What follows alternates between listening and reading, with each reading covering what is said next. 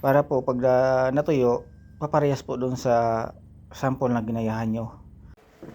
Hello guys, kumusta po muli sa inyong lahat. Ngayon po guys ay magtitimpla po ako ng Mercedes.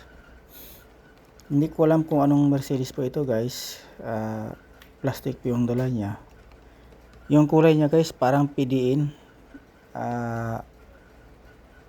Mahirap po gawin guys, magalaw po siya. Kaya ito guys, gagawin natin, manual ko na lang.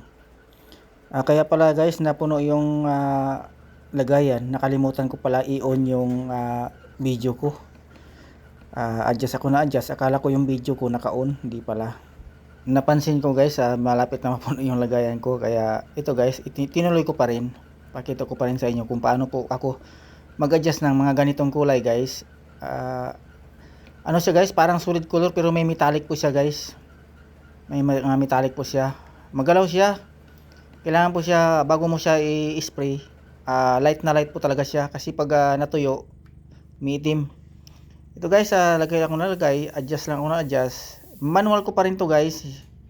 Hindi ko alam kung anong color code nito. Kaya sabi ng customer, Mercedes daw. Hindi naman alam yung customer na kung anong color code.